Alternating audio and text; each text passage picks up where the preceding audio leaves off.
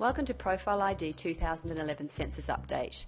My name is Lailani and I'm going to introduce you to the new Profile ID site. The most important thing, obviously, is the inclusion of the 2011 census data.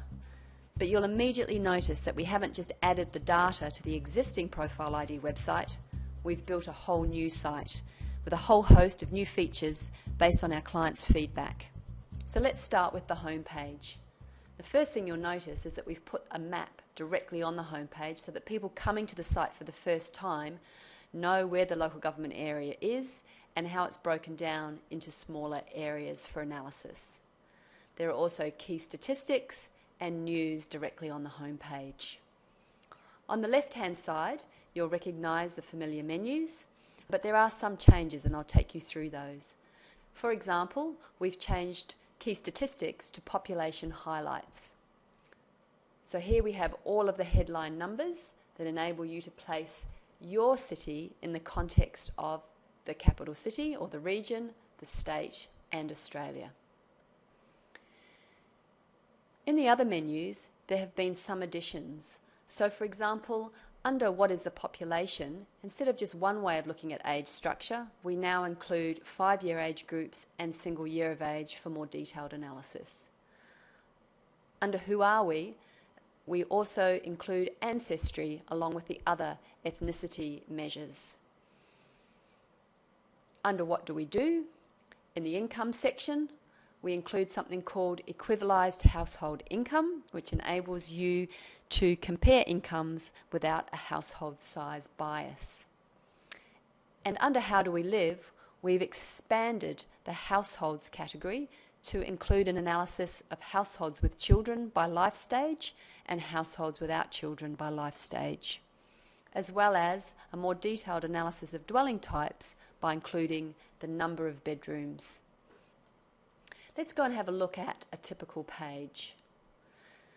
I'm going to choose ancestry because ancestry is one of the new topics. So again, it'll look familiar but different. So at the top of the page, we've got a headline quote which pulls out something of interest from the data. You've got the question in the census that was asked to get this data and who that question refers to, sometimes the total population, sometimes a subset. The table. Here we find the 2011 census data compared to 2006 by default. But there's a control panel above the table where you can change the year back to 2001 or further back to 1991 in some instances. You can change the data type and the benchmark, and we now have a default benchmark to Australia. And you can also change the area that you're looking at and break it down into the suburbs. In some tables, there's additional data that is available in a Show Me More section. So Ancestry has the top 10 shown here, and if I click on this, we now have a massive list of all the different ancestry types in the city of Monash. You can also sort those directly from the column headings in the table. So the one with the greatest loss is in Australian ancestry, the greatest gain is Chinese ancestry. Under the table, you'll find a reference to specific data notes where you can find more information about that data type. You can find the two charts that you're familiar with, and you'll notice that the control bar is still there so that you can control those elements for the charts as well. Underneath the charts, the analysis of the dominant groups and the emerging groups, and then a panel which encourages you to go and look at other topics in order to continue building the demographic story. Beyond that, you'll find a footer. At the beginning of the footer, you'll find a whole lot of other resources. You can sign up to a population newsletter. You can follow an expert demographic blog.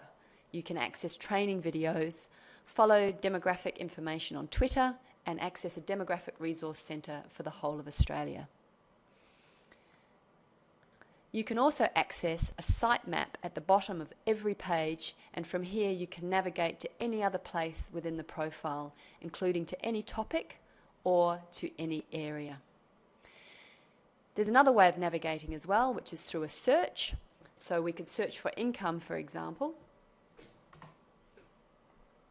Once you've found what you're looking for, you can share it through these accessible share buttons at the top of every page, or you can then move on to other resources that you may have available, the Social Atlas, population forecasts, or economic profile.